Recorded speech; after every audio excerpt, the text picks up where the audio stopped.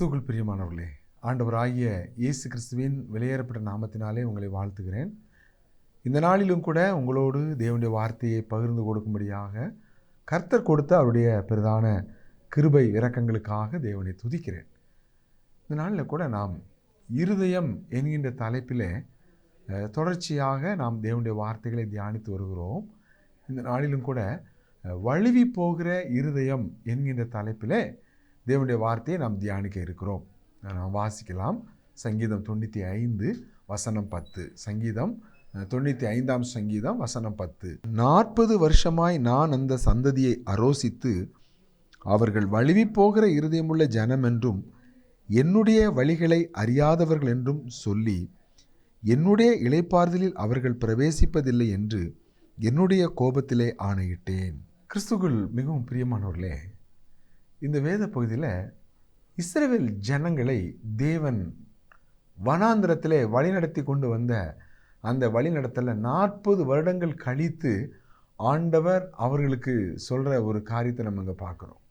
40 வருடங்கள் அவங்க எகிப்தில் அடிமைகளாக இருந்தாங்க. 430 ஆண்டுகள் அந்த எகிப்தின் அடிமைத்தனத்திலிருந்து அவர்களை வெளியே கொண்டு வரும்படி தேவன் மிக ஒரு பெரிய ஒரு திட்டம் வைத்திருந்தார். ஒரு நோக்கத்தோடு கூட அவர் செயல்படுகிறவராக காணப்பட்டார்.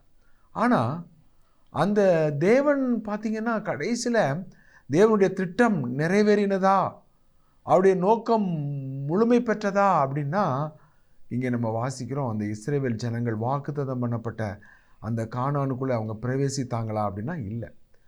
அந்த எகிப்தின் அடிமைத்தனத்திலிருந்து ஆண்டவர் அவர்களை வெளியே கொண்டு வருவதற்கு அவர் வல்லமையான கிரிகளை நடப்பித்தார். பயங்கரமான வாதைகளை எகிப்தின் மேலும் அதனுடைய எல்லா மனிதர் மேலும் மிருகங்கள் மேலும் நிறைவேற்றி தன்னுடைய வல்லமையை வெளிப்படுத்தி ஆண்டவர் தான் மெய்யான தேவன், அவரை மிஞ்சின வல்லமை இல்லை என்று பார்வோனே சொல்லத்தக்க அளவுக்கு ஆண்டவர் பெரிய காரியங்களை செய்தார். எதற்காக? அவர்களை மீட்டு பாலும் தேனும் ஓடுகிற அந்த கானான் தேசத்துக்குள்ளே கொண்டு சேர்க்கணுங்கிறதுக்காகத்தான்.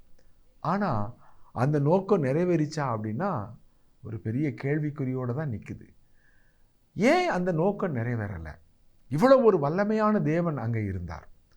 ஒரு நல்ல ஒரு பெஸ்ட்டு ஆவிக்குரிய லீடர், தலைவன், அவர்களை வழிநடத்துகிற ஒரு பெஸ்ட்டு தேவ மனுஷனாக மோசே அங்கே இருந்தார். அப்படிப்பட்ட ஒரு தீர்க்கதரிசி அதற்கு முன்னும் எழும்பினதில்லை, அதற்கு பின்னும் எழும்பினதில்லை என்று மோசேயை குறித்து சொல்லப்பட்டிருக்கிறது. அவ்வளோ ஒரு மிக ஒரு அருமையான ஒரு தேவனுடைய மனுஷனை அவர்களுக்கு ஆவிக்குரிய தலைவனாக வழிநடத்த எகிப்தின் அடிமைத்தனத்திலிருந்து வாக்குத்தத்தம் பண்ணப்பட்ட அந்த பாலும் தேனும் ஓடுகிற அந்த கானான் தேசத்துக்குள்ளே கொண்டு போகிறதுக்கு தேவன் மோசையை பெஸ்ட் லீடராக கொடுத்தார். வல்லமையான தேவன் இருந்தார். பகலிலே மேகஸ்தம்பம் இருந்தது. அவங்களுக்கு வெயிலே படாது, எப்பவும் நிழல் தான். இரவிலே அவங்க இருளிலே வெளிச்சம் காட்ட அக்கினி ஸ்தம்பம் அவர்களுக்கு முன்னாக சென்றது.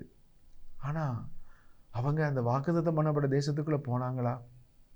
எந்த எதிரியும் அவர்களை மேற்கொள்ளவில்லை. பெலிஸ்தரோ, அம்மோனியரோ, மோவாபியரோ, ஏதோமியரோ யாருமே அவங்கள நெருங்க முடியலை. ஒருத்தர் கூட அவங்கள தோற்கடிக்கலை. அவங்களிடத்தில் யாரையும் ஆண்டவர் நெருங்க விடலை. ஆண்டவர் வல்லமையான கிரியைகளை செய்தார். சாப்பாடு, அவங்களுக்கு ஆண்டவர் கொடுத்த சாப்பாடு என்ன அப்படின்னா, தூதர்களின் அப்பத்தை மனுஷன் சாப்பிட்டான்.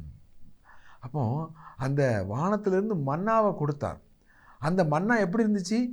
தேனில் இட்ட பணியாரம் போல் இருந்துச்சான். பணியாரம் ரொம்ப ருசியாக இருக்கும். அது தேனில் போட்டு எடுத்தால் பாருங்கள், இந்த மன்னா தேனில் இட்ட ஒரு பணியாரம் போல் இருந்துச்சான். புசிப்பதற்கு தண்ணீர் கொடுத்தார். எல்லாமே இருந்துச்சு. ஆனால் அவர்கள் அந்த வாக்குத்தத்தம் பண்ணப்பட்ட தேசத்துக்கு போனாங்களா அப்படின்னா போகலை. ஏன் போகலை? இங்கே நாம் இந்த சங்கீதம் 95:10 வாசிக்கிறோம்.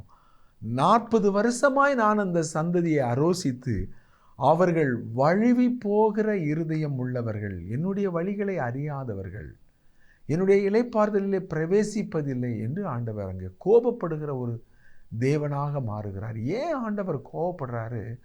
அவருடைய இருதயம் எப்படிப்பட்ட இருதயமாக இருக்குது அப்படின்னா, வழுவி போகிற இருதயம். உறுதியாக ஸ்டெடியாக அவங்க நிற்கலை. ஆண்டவருக்காக உறுதியாக ஸ்டெடியாக வைராக்கியமாக நிற்காதபடிக்கு அவர்கள் வழுவி போகிற ஒரு இருதயம் உள்ளவர்களாக காணப்படுகிற பரிதாபமான நிலைமையை நாம் பார்க்கிறோம். ஏன் அவங்களால அவங்க உறுதியாக அங்கே போக முடியல? அவங்களுடைய இருதயம் வழுவி போகிற இருதயமாக இருக்கிறதுக்கு என்ன காரணம் அப்படின்னு சொல்லி இந்த நாளில் நாம் தியானிப்போம். அந்த வாக்குத்தத்தம் பண்ணப்பட்ட தேசத்துக்கு ஏன் போக முடியல? இவ்வளோ ஒரு மேன்மையான தேவன் இருந்தார். ஆனால் அவங்க சொல்கிறாங்க, நல்ல அருமையான தூதர்களுடைய அப்பத்தை மனுஷன் சாப்பிட்டான் அப்படின்னு நம்ம சங்கீதத்தில் வாசிக்கிறோம். ஆனால் அந்த அப்பம் அவங்களுக்கு எப்படி இருந்துச்சாம்? வெறுப்பாக இருந்துச்சு. இந்த மன்னா எங்களுக்கு வெறுப்பாக இருக்கிறது என்று அவர்கள் சொல்லத்தக்க அளவுக்கு அவருடைய இருதயம் வெறுப்பினாலே நிரம்பி இருந்தது பார்க்குறோம். அவங்க கால்கள் கானான் தேசத்தை நோக்கி போயிட்டு இருந்துச்சு. ஆனால் இருதயம் எங்கே இருந்துச்சு அப்படின்னா, இருதயம் அது எகிப்தில் தான் இருந்துச்சு. எல்லாமே இருந்துச்சு அவங்களுக்கு. அந்த வனாந்திரத்தில் அவங்களுடைய கால்கள் வீங்கவில்லை, அவருடைய வஸ்திரம் பழசா போகலை, அவருடைய பாதரட்சியுடைய வார் அருந்து போகலை, எவ்வளவோ காரியங்களை பார்க்குறோம். ஆனால் அவங்க அதில் திருப்தியாக இருந்தாங்களா? எல்லாம் சரிதாங்க. ஆனால் எகிப்தில் இறைச்சி சாப்பிட்டோமே, அந்த இறைச்சி எங்களுக்கு கிடைக்கலையே. என்னதான் இருக்கட்டும், இந்த எல்லாரும் கூடி உட்கார்ந்து பாத்திரங்கள்கிட்ட உட்கார்ந்து இறைச்சி சாப்பிட்ட மாதிரி இல்லையே அப்படிங்கிறாங்க. அடுத்து பார்த்தீங்கன்னு சொன்னால், அங்கே அவங்க எல்லாம் சரிதாங்க, மண்ணா இருக்குது, அது தேனில் போட்ட பணியாரம்லாம் கரெக்டு தான், எல்லாம் சரிதான். ஆனால் வெள்ளரிக்காய் இல்லையே, எகிப்தில் வெள்ளரிக்காய் சாப்பிட்டோமே. எல்லாம் சரிதாங்க, தேவன் இருக்கிறார், மோசே இருக்கிறார், எல்லாம் சரிதான். ஆனால் அந்த கொம்பட்டிக்காய் அங்கே சாப்பிட்ட அந்த கொம்பட்டிக்காய் இல்லையே, அந்த வெள்ளைப்பூண்டு இல்லையே, ஆசரிப்பு கூடாரம் எல்லாம் இருக்குது, எல்லாம் சரிதாங்க. ஆனால் அது இல்லையே. இல்லாத ஒன்றை அவர்களுடைய இருதயம் ஏங்கியது. இருக்கிறதுல திருப்தியாக இருக்கிறதுக்கு பதிலாக அவங்க எது கிடைக்கலையோ அதை நினச்சி அவங்களுடைய இருதயம் குழம்புகிறதாக, அது வழுவி போகிற ஒரு இருதயமாக மாறினதை பார்க்கிறப்ப, முதலாவது அந்த வாக்குத்தத்தம் பண்ணப்பட்ட தேசத்துக்குள்ளே அவங்க போக முடியாததற்கான முதல் காரணம் என்ன அப்படின்னா, அவர்கள் திருப்தியற்றவர்களாக இருந்தார்கள். தேவனை விட அவங்க விக்கிரக ஆராதனை செய்வதில் தீவிரமாக இருந்தாங்க. அவர்கள் பொன் கன்றுக்குட்டியை உருவாக்குறவங்களா இருந்தாங்க. சப்பரங்களை சுமந்து கொண்டு அலைகிறவர்களாக இருந்தாங்க. தேவனிலே அவங்க திருப்திப்படலை. தேவனை அவங்க முழுவதுமாக அன்பு கூர்ந்தாங்களா அப்படின்னா, ஆண்டவரை விட அவங்களுக்கு இச்சை தான் அவங்களுக்கு அதிகமாக இருந்துச்சு. அது வேணும், இது வேணும், அது கிடைக்கல, இது கிடைக்கல. சின்ன ஒரு குறை வந்தாலும் முறுமுறுத்துருவாங்க. தண்ணி இல்லையா, முறுமுறுத்துருவாங்க. கோபம் வந்துடும். பிரியமானவர்களே, எவ்வளோ ஒரு பரிதாபமான ஒரு சூழ்நிலையை நாம் இங்கே பார்க்கிறோம். ரெண்டாவதாக, அவங்களால ஏன் அந்த வாக்குத்தத்தம் பண்ணப்பட்ட தேசத்துக்கு போக முடியலை அப்படின்னு சொன்னால், இன்னொரு காரியமும் அங்கே காணப்பட்டுச்சு. என்ன அப்படின்னா, வாசிக்கலாம்.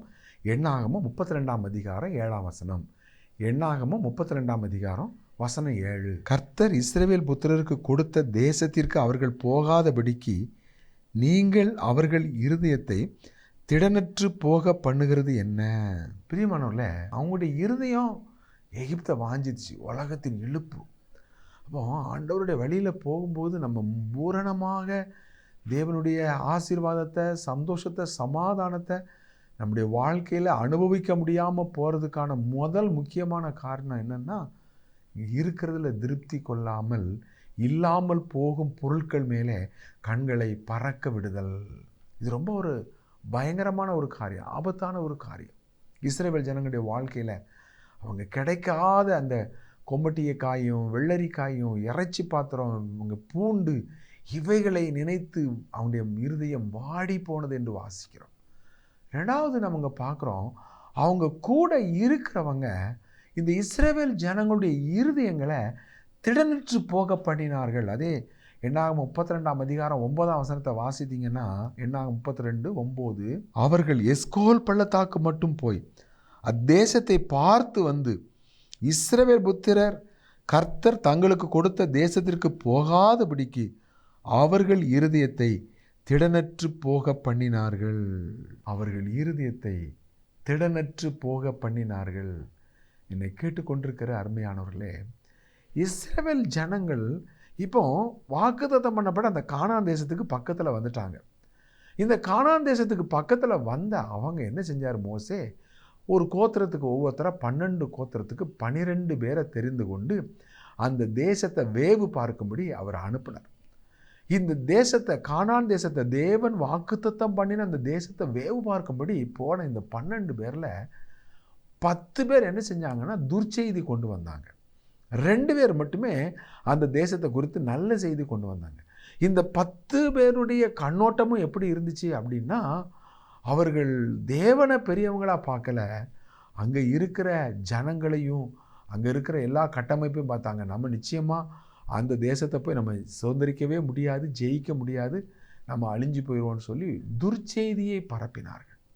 2 பேர் எவ்வளவோ, அந்த யோசுவாவும் காலேப்பும் எவ்வளவோ எடுத்து சொல்கிறாங்க. ஆனால் அவங்க அதை கேட்கவே இல்லை.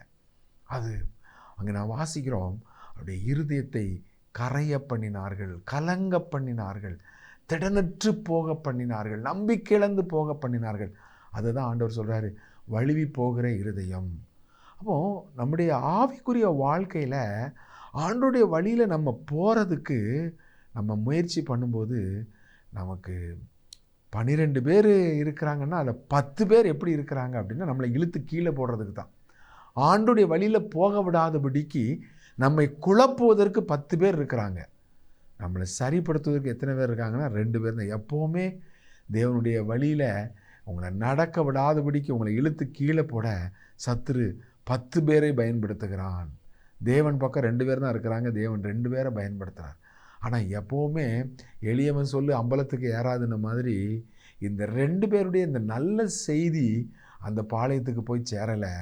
அந்த 10 பேர் சொன்ன துர்ச்செய்தி தான் அவங்கள ரொம்ப குழப்பிற்று. அந்த தேசத்துக்கு போக விடாதபடிக்கு அவர்களை குழப்பினது யாருன்னா அந்த துர்ச்செய்தியை கொண்டு வந்தவர்கள். நாம் என்னாகமம் 13, 14 இந்த வசன அதிகாரங்களை நம்ம பார்க்கும் பொழுது அதனுடைய மிக பரிதாபமான நிலைமையை நாம் பார்க்கிறோம். வாசிக்கலாம். என்னாகமம் 14ஆம் அதிகாரத்தை திருப்பிக்கிடலாம். 14ஆம் அதிகாரம் 1ஆம் வசனத்தை நம்ம வாசிக்கலாம். 14ஆம் அதிகாரம் 1ஆம் வசனம். அப்பொழுது சபையார் எல்லாரும் கூக்குரலிட்டு புலம்பினார்கள். ஜனங்கள் அன்று ராம் முழுதும் அழுது கொண்டிருந்தார்கள். இங்கே ஜனங்கள் கூக்குரலிட்டு புலம்பினார்கள், ராம் முழுவதும் அழுது கொண்டிருந்தார்கள் என்று வாசிக்கிறோம். ஏன்? இங்கே என்னாகமோ அந்த 13ஆம் அதிகாரம் அந்த 33ஆம் வசனம், அந்த கடைசி வசனத்தை பாருங்கள். முந்தின வசனம் என்னாகமோ 13ஆம் அதிகாரம் கடைசி வசனம். அங்கே ராட்சத பிறவியான ஏனாக்கின் குமாரராகிய ராட்சதரையும் கண்டோம். நாங்கள் எங்கள் பார்வைக்கு வெட்டுக்கிளிகளைப் போல் இருந்தோம், அவர்கள் பார்வைக்கும் அப்படியே இருந்தோம் என்று சொல்லி இப்படி இஸ்ரவேல் புத்திரருக்குள்ளே தாங்கள் சுற்றி பார்த்து வந்த தேசத்தை குறித்து துர்ச்செய்தி பரம்ப செய்தார்கள். பாருங்க, 10 பேர் என்ன செஞ்சாங்க? துர்ச்செய்தி பரம்ப செஞ்சாங்க. அந்த தேசத்தை குறித்து துர்ச்செய்தி. நம்மளால் முடியாது, அங்கே ராட்சதர் இருக்கிறாங்க, நம்ம வெட்டுக்கிளிகளை போல தெரியுது, நம்மளை அழிச்சிருவாங்க. என்னாகமோ 13ஆம் அதிகாரத்தில், அதே 13ஆம் அதிகாரம் 30ஆம் வசனத்தில் 2 பேர் சொல்கிற நல்ல செய்தியை பாருங்கள். 13:30. அப்பொழுது காலேப் மோசேக்கு முன்பாக ஜனங்களை அமர்த்தி, நாம் உடனே போய் அதை சுதந்திரித்துக் கொள்வோம், நாம் அதை எளிதாய் ஜெயித்து கொள்ளலாம் என்றான். யோசுவாவும் காலேப்பும் சொல்கிறாங்க, எளிதாக நம்ம சுதந்திரித்து கொள்ளலாம், அமைதியாக இருங்க, கூக்குரலிடாதீங்க, புலம்பாதீங்க. அவர்கள் அவங்க கையை அமர்த்துறாங்க. மோசேக்கு முன்னால் சொல்கிறாங்க, நாங்கள் சுற்றி பார்த்து வந்த தேசம் மகா நல்ல தேசம் என்று அவங்க சொல்கிறத அங்கே பார்க்குறோம். ஆனால் அவங்களோட வேற அவங்க சொன்ன அந்த 2 பேர் சொன்ன அந்த நல்ல செய்தியை விட 10 பேர் சொன்ன அந்த துர்ச்செய்தி தான் அங்கே அதிகமாயிட்டு. இன்னும் அந்த 2 பேர் என்னெல்லாம் சொன்னாங்கன்னா 14ஆம் அதிகாரத்தில் நம்ம 6, 7, 8 வசனங்களை நம்ம என்ன பார்க்குறோம்? 14ஆம் அதிகாரத்தை திருப்பிக்கிடலாம். இஸ்ரவேல் புத்திரரின் சமஸ்த சபையையும் நோக்கி, நாங்கள் போய் சுற்றி பார்த்து சோதித்த தேசம் மகா நல்ல தேசம். கர்த்தர் நம்மேல் பிரியமாக இருந்தால் அந்த தேசத்திலே நம்மை கொண்டு போய் பாலும் தேனும் ஓடுகிற அந்த தேசத்தை நமக்கு கொடுப்பார். இங்கே நம்ம பார்க்குறோம், மகா நல்ல தேசம், கர்த்தர் நம்மேல் பிரியமாக இருந்தால் அந்த தேசத்தில் கொண்டு போய் சேர்ப்பார்னு அவங்க எவ்வளவோ சொல்கிறாங்க. ஆனால் அவங்க சொன்ன எதையுமே அவங்க கேட்கல. கர்த்தருக்கு விரோதமாக கலகம் பண்ணாதிருங்க. எனக்கு அருமையான தேவனுடைய பிள்ளைகளே, இஸ்ரவேல் ஜனங்களுடைய வாழ்க்கையிலே அந்த வழுவி போகிற அந்த இருதயம் எளிதில் நல்ல செய்தியை அது வேண்டான்னு சொல்லி தள்ளி விட்டுட்டு துர்ச்செய்தியை அவிசுவாசத்தோடு அவங்க பற்றி கொண்டதை பார்க்குறோம். துர்ச்செய்தி அவர்களை அவிசுவாசத்துக்கு நேராக நடத்துகிறது. அங்கே நம்ம 14ஆம் அதிகாரம் 1ஆம் வசனத்தில் பார்க்குறோம், அவர்கள் கூக்குரலிட்டு புலம்பினார்கள், ராம் முழுவதும் அழுதார்கள். ஏன்? அங்கே யாராவது வந்து கழுத்தை அறுத்துட்டாங்களா? யாராவது வந்து சிறைப்பிடிச்சு கொண்டு போயிட்டாங்களா? ஒன்றுமே நடக்கலை. அப்படி நடந்துரும், இப்படி நடந்துரும், அப்படி ஆயிரும், இப்படி ஆயிரும், அவ்வளவுதான், நம்ம பிள்ளைகள், பெஞ்சாதி பிள்ளைகள் எல்லாரும் அங்கே நம்மளை பிடிச்சிட்டு போயிடுவாங்க. ஒன்றுமே நடக்க போகுது. இது வரைக்கும் அப்படி நடந்துச்சா? இந்த இத்தனை ஆண்டுகள் இந்த பிரயாணத்தில் ஒருத்தராவது எதையாவது ஒரு ஆட்டுக்குட்டியை கூட யாரையும் களவாங்க ஆண்டவர் விடவே இல்லை. ஒரு இஸ்ரவேலரை கூட அழிக்கிறதுக்கு யாருடைய பட்டயத்தையும் கர்த்தர் அனுமதிக்கிறார். அவ்வளவு பலத்த பாதுகாப்பு, ஓங்கிய புயத்தாலும் பலத்த கரத்தாலும் என்று போடப்பட்டிருக்கிறது. அவ்வளவு அருமையாக தேவன் பாதுகாத்தார். ஆனால் அவங்க நடக்காத ஒன்றை நடக்க போவதை போல நல்ல செய்தியை கொண்டு வந்த யோசுவாவையும் காலேப்பையும் அவங்க ரிஜெக்ட் பண்ணுறாங்க. துர்ச்செய்தியை கொண்டு வந்த அந்த 10 பேர் சொன்னது தான் அவங்களுக்கு பெருசாக இருக்குது. அவங்க என்ன சொல்கிறாங்க பாருங்கள், அந்த எண்ணாகமம் 14ஆம் அதிகாரம் 2ஆம் வசனம். இஸ்ரவேல் புத்திரர் எல்லாரும் மோசேக்கும் ஆரோனுக்கும் விரோதமாக முறுமுறுத்தார்கள். சபையார் எல்லாரும் அவர்களை நோக்கி, எகிப்து தேசத்திலே செத்து போனாமானால் நலமாக இருக்கும், இந்த வனாந்திரத்தில் நாங்கள் செத்தாலும் நலம், நாங்கள் பட்டயத்தால் மடியும் பிடிக்கும், எங்கள் பெண் ஜாதிகளும் பிள்ளைகளும் கொள்ளையாக பிடிக்கும், கர்த்தர் எங்களை இந்த தேசத்துக்கு கொண்டு வந்தது என்ன, எகிப்துக்கு திரும்பி போகிறதே எங்களுக்கு உத்தமம் அல்லவோ என்றார்கள். சுற்றிலும் கர்த்தருடைய வல்லமை, அவிசுவாசம் கர்த்தருடைய வல்லமையை முறியடித்து போடுகிறது. தேவனுடைய கரம் குறுகி போகலை, கர்த்தருடைய கரம் வல்லமை உள்ள கரம். ஆனால் அவிசுவாசம் தேவனுடைய கரத்தை கட்டி போடுது. ஆண்டவரையோ, எகிப்தில் செத்து போனால் நல்லா இருந்திருக்குமே, வனாந்தரத்தில் செத்தா கூட பரவாயில்லையே, இந்த கானானில் சாகணுமா, எங்கள் பெஞ்சாதி பிள்ளைகளெல்லாம் கொள்ளையாகணுமா, வேண்டாம், திரும்ப எகிப்துக்கு போகிறதே உத்தமம். அடுத்த வசனத்தில் பார்க்குறோம், நாம் ஒரு தலைவனை நமக்காக ஏற்படுத்தி கொண்டு நாம் எகிப்துக்கு திரும்பி போவோம். இந்த வார்த்தைகளை சொல்கிறேன், எகிப்துக்கு திரும்பி போவோம். சத்துருடைய வேலை திரும்பி போக வைப்பது, தேவனுடைய வழியிலே முன்னேற விடாமல் நம்மை தடுப்பது சாத்தானுடைய வேலை. சத்துரு எப்போவுமே குழப்பத்தை உண்டு பண்ணுறான். தேவன் விசுவாசத்தின் மூலமாக தைரியத்தையும் நம்பிக்கையும் சந்தோஷத்தையும் சமாதானத்தையும் கொடுக்கிறார். சத்துரு துர்ச்செய்தியை நமக்கு கொண்டு வந்து அவிசுவாசத்தின் மூலமாக கூக்குரல், அழுகை, புலம்பல், பாருங்க, பின்வாங்குதல், மீண்டும் எகிப்துக்கு திரும்புதல், எவ்வளோ பயங்கரமான ஒரு காரியத்தை பார்க்குறோம். உடனே எகிப்துக்கு ஒரு தலைவனை ஏற்படுத்தி கொண்டு போவோம் அப்படின்னு சொன்ன உடனே அங்கே என்ன நடக்க பாருங்க. 14ஆம் அதிகாரத்தில் 9ஆம் வசனத்தில் யோசுவாவும் காலேப்பும் சொல்கிறாங்க, அவர்களை காத்த நிழல் அவர்களை விட்டு விலகிற்று, நாம் அவர்களுக்கு பயப்பட வேண்டியது இல்லை, கர்த்தருக்கு விரோதமாக கலகம் பண்ணாதிருங்க, கர்த்தர் நம்ம மேலே பிரியமாக இருந்தா அந்த தேசத்தில் கொண்டு போய் சேர்ப்பார்னு சொன்ன உடனே அவங்க என்ன செய்கிறாங்க பாருங்கள். 10ஆம் வசனத்தில் வாசிக்கிறோம், அவர்களை கல்லெறிய வேண்டும் என்று சபையார் எல்லாரும் சொன்னார்கள். யாரை? நல்ல செய்தி கொண்டு வந்து அவங்கள கானானுக்குள்ளே கொண்டு போகிற தேவனுடைய அந்த வழி நடத்துதலில் அவங்கள கொண்டு போகிறதுக்கு பிரயாசப்படுறவங்களுக்கு பலன் என்னது? கல்லெறிந்து கொள்ள வேண்டும். இன்றைக்கி நடிக்கிறவங்களுக்கு தாங்க இன்றைக்கி நல்ல மதிப்பு மரியாதை. சத்தியத்தை போதிக்கிறவங்க, உண்மையை சொல்கிறவங்க, தவறு செய்யும்போது கண்டிக்கிறவங்களுக்கு இன்றைக்கி எந்த விதமான மதிப்பு மனிதர்களிடத்தில் இல்லை. நல்ல நடிக்க தெரியணும், ஜனங்களுக்கு ஏற்ற மாதிரி மாய்மாலம் பண்ண தெரியணும், வேஷம் போட தெரியணும். எதை சொன்னால் ஜனங்கள் ஏமாறுவாங்களோ அது சொல்கிறவங்களுக்கு தான் இன்றைக்கி காலமாக இருக்குது. இன்றைக்கி நம்ம ரொம்ப பயங்கரமாக இருக்குது. காலத்துக்கு தக்க நேர்மையாக வாழ்ந்தவர்கள் போய் காலத்துக்கு தக்கதாக மாறி மாறி வாழ்கிறவங்க காலகட்டத்தில் நம்ம இருக்கிறோம். உண்மையான அங்கே யோசுவாவும் காலேபையும் கல்லெறியணும்னு சொல்கிறாங்க. அவங்க பாருங்கள் என்ன செஞ்சாங்க, தங்களுடைய வஸ்திரங்களை கிழித்தாங்கன்னு போட்டிருக்கு. வஸ்திரத்தை கிழித்து கொண்டு அந்த ஜனங்களுக்கு முன்பாக, ஐயோ கலகம் பண்ணாதீங்க, அவிசுவாசப்படாதீங்க, தேவையில்லாமல் அழுது கூக்குரலிடாதீங்க. அப்போ பாருங்கள், அவிசுவாசம் கூக்குரலுக்குள்ளே கொண்டு போகுது, அழுகைக்குள்ளே கொண்டு போகுது. சத்துரு நம்மளை அழுகைக்குள்ளே கூக்குரலுக்குள்ளே கொண்டு போகுது சாத்தானுடைய வேலை. தேவையில்லாமல் உங்களை கண்ணீர் வெடிக்க வைப்பது பிசாசனுடைய தந்திரம். அதற்கு அவனுடைய மனிதர்களை, துர்ச்செய்தியை கொண்டு வருகிற மனிதர்களை பயன்படுத்துகிறான். பாருங்கள், வஸ்திரத்தை கிழிக்கிறாங்க. யோசுவாவும் காலேப்பு ஏன் வஸ்திரத்தை கிழிக்கணும்? அந்த காலங்களில் இந்த காலங்கள் மாதிரி கிடையாதுங்க. வஸ்திரங்கிறது ரொம்ப பெரிய விஷயம். ஆனால் அந்த வஸ்திரத்தை அவங்க கிழிக்கிறாங்க. ஏன்? அவங்களுடைய இருதயம் வேதனைப்படுது. இவ்வளவு ஒரு புத்தியீனமான ஜனங்களாக நம்முடைய ஜனங்கள் இருக்கிறாங்களே, இவ்வளவு எளிதாக ஏமாந்து போய் நிற்கிறாங்களே, அந்த வாக்குத்தத்தம் பண்ணப்பட்ட அந்த தேசத்துக்கு போகாதபடிக்கு கலகம் பண்ணுறாங்களேன்னு வஸ்திரத்தை கிழிக்கிறாங்க. மோசே என்ன செய்தார்?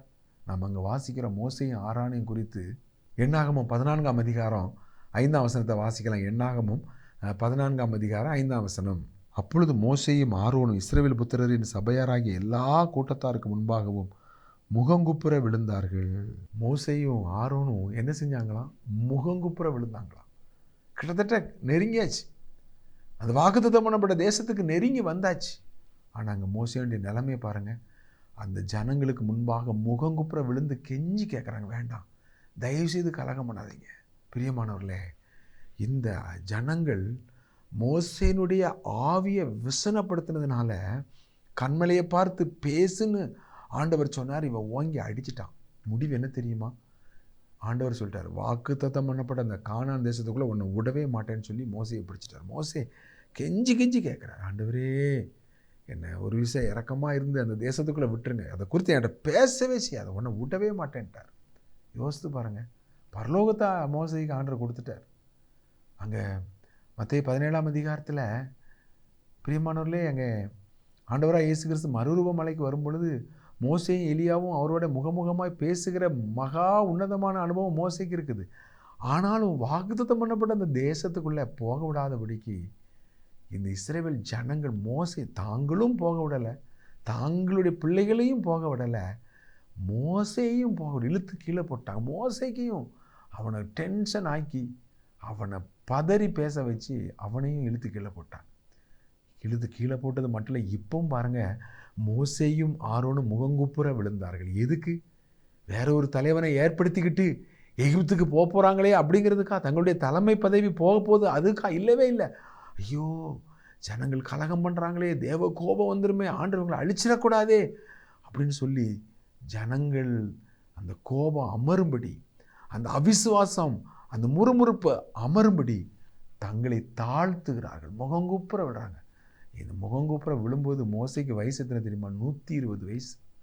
ஒரு 120 வயதுள்ள ஒரு மனிதனை முகங்குப்புற விழ வைக்கிற பரிதாபமான ஒரு நிலைமையை பார்க்குறப்போ அந்த துர்ச்செய்தியை பரம்பின அந்த துர்ச்செய்தி எவ்வளவு பலமுள்ளதாக இருக்குது. மோசையை விழ வச்சுட்டு 120 வயதுள்ள அந்த வயதான மனிதனை எல்லாரும் விழுந்து வணங்கணும்.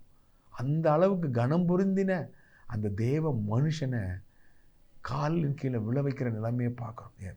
பவுல் கூட சொல்கிறாரு, என் தேவன் உங்களுக்கு முன்பாக என்னை தாழ்த்துவாரோ என்று பயந்திருக்கிறேன்னு சொல்லி. ஆம், தேவனுடைய ஜனங்கள் வீழ்ச்சிக்குள்ளே போகும் பொழுது, கீழ்ப்படியாமைக்குள்ளே போகும் பொழுது, முரட்டாட்டத்துக்குள்ளே போகும் பொழுது தேவ மனிதர்கள் தங்களை தாழ்த்த வேண்டியது அவசியமாக இருக்கிறது.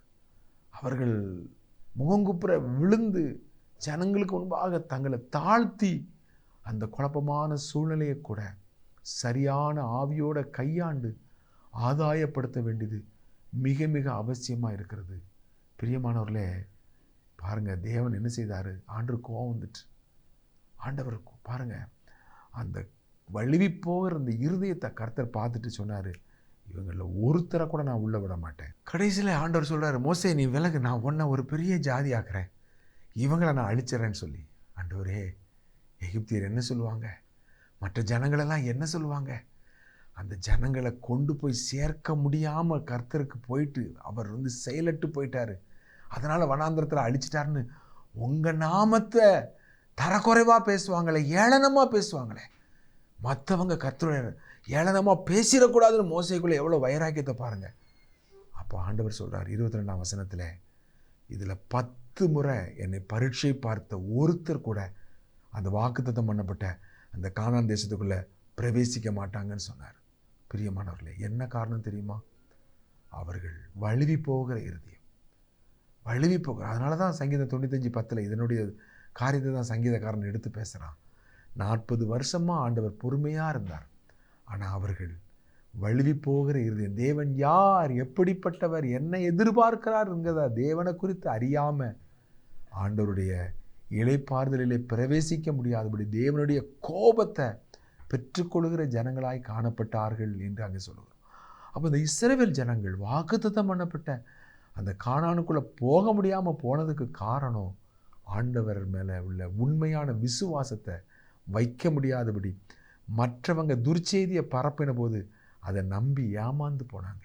முடிவு அவங்களுடைய வாழ்க்கை வனாந்திரத்தில் அழிக்கப்பட்டது.